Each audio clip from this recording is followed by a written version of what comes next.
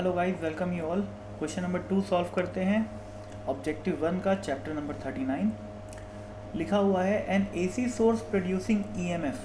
देखो भाई, ये ईएमएफ प्रोड्यूस कर रहा है एक AC source, is connected in series with a capacitor and register. मतलब यहाँ पर एक कैपेसिटर लगा हुआ है और एक रजिस्टर लगा हुआ है और एक एसी अल्टरनेटिंग वोल्टेज का सोर्स है। ठीक है, अब ध्यान देखोगे तो ये दो SHM का कॉम्बिनेशन है। ठीक है, दोनों SHM में जो ई नॉट है यानी कि जो मैक्सिमम वैल्यू ऑफ EMF वो सेम है, पर यहाँ पर लिखा हुआ है कॉस 100 पाई और यहाँ पर लिखा हुआ है कॉस 500 पाई। इसका क्या मतलब हुआ, जो फ्रीक्वेंसी है, जो एंगुलर फ्रीक्वेंसी है वो अलग अलग है। ठीक है, नाउ ये जो वोल्टेज है वो कनेक्ट किया गया है कैपेसिटर और रजिस्टर के साथ। ठीक है, in series. Now the steady state current in the circuit is found to be. अब आई की वैल्यू निकालने के लिए बोला है, मतलब आई की वैल्यू दी है जो खुद एक कॉम्बिनेशन है दो SHM का। ठीक है, अपने को पता है कि कैपेसिटिव सर्किट में, CR सर्किट में या RC सर्किट में जो करंट होता है वो लीड करता है।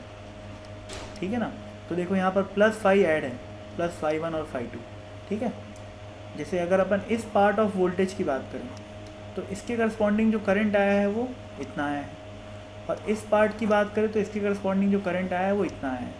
और यहाँ पर क्या लिखा हुआ है, 100 पाई t + 0 और यहाँ पर 100 पाई t + φ1, यानी कि इस वोल्टेज के करस्पॉन्डिंग जो करंट है वो कितना आगे है, वो φ1 आगे है। ठीक है, सिमिलरली इस वोल्टेज के करस्पॉन्डिंग जो करंट है वो कितना आगे है, φ2 आगे है। ठीक है, अब अपने को कंपेयर करना है I1 और I2 के बीच में। ठीक है, तो देखो भाई, I1 की अगर मैं बात करूं तो I1 की किसके करस्पॉन्डिंग है, इसके करस्पॉन्डिंग। ठीक है, तो I1 होगा अपना ई नॉट, या हाँ, आई नॉट क्या है, करंट, इस करंट की मैक्सिमम वैल्यू है, इस पार्ट ऑफ द करंट की मैक्सिमम वैल्यू है। ठीक है, वो क्या होता है, maximum value of the voltage upon Z, यानी कि इम्पिडेंस। ठीक है, तो इसको मैं Z1 बोल देता हूँ। तो ई नॉट अपॉन Z1 क्या आएगा भाई, देखो R² + XC का स्क्वायर √ XC क्या है, रिएक्टेंस ऑफ दी कैपेसिटर।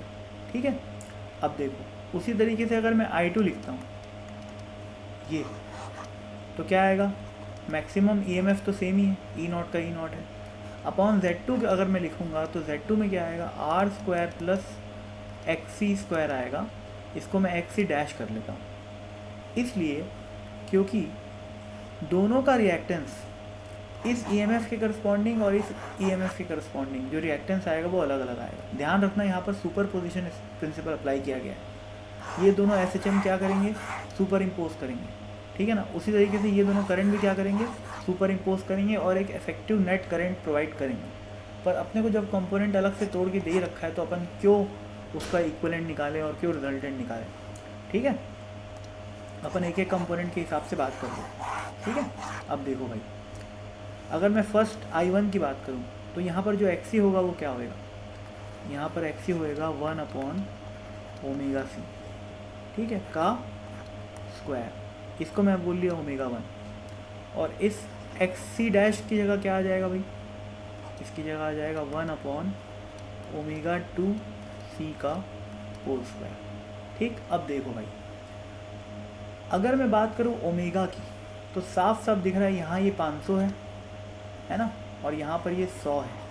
तो किसकी फ्रीक्वेंसी बड़ी है भाई, ऑब्वियसली I2 के केस में फ्रीक्वेंसी बड़ी है। फ्रीक्वेंसी बड़ी है यानी कि ω2 भी बड़ा है। ठीक है भाई, क्या होता है, 2πf कैसे लिखते हैं अपन, cos 2πf × t लिखते हैं। ठीक है ना, तो साफ साफ दिख रहा है कि ये चीज़ यहाँ पर इस क्वेश्चन में कितनी दी हुई है, 500 पाई। ठीक है ना, जबकि I1 की केस में ये दी हुई है 100 पाई। तो इतना तो साफ समझ में आ रहा है कि ω2 इज ग्रेटर दैन ω1। ठीक, इसका मतलब क्या हुआ, 1/ω2 इज लेस देन 1/ω1।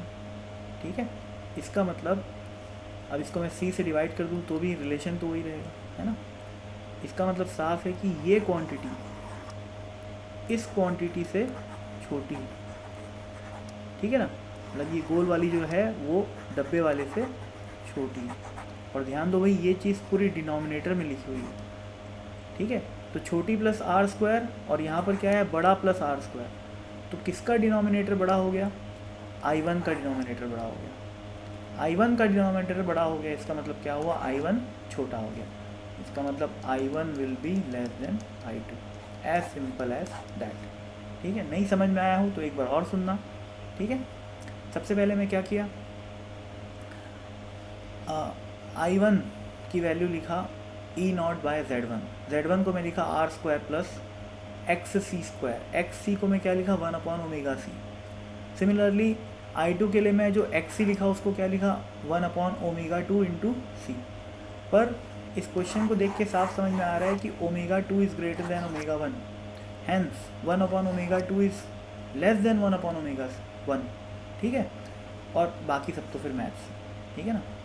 ये वाली क्वांटिटी छोटी हो गई, ये वाली क्वांटिटी बड़ी हो गई, दोनों चीज़ डिनोमिनेटर में लिखा हुआ है, तो जिसका डिनोमिनेटर बड़ा वो क्वांटिटी छोटी, यानी कि I1 जो है छोटा, और ये रिलेशन आ गया, ठीक है। सिंपल है, ये भी कोई ख़ास बात नहीं है। तो बाय बाय।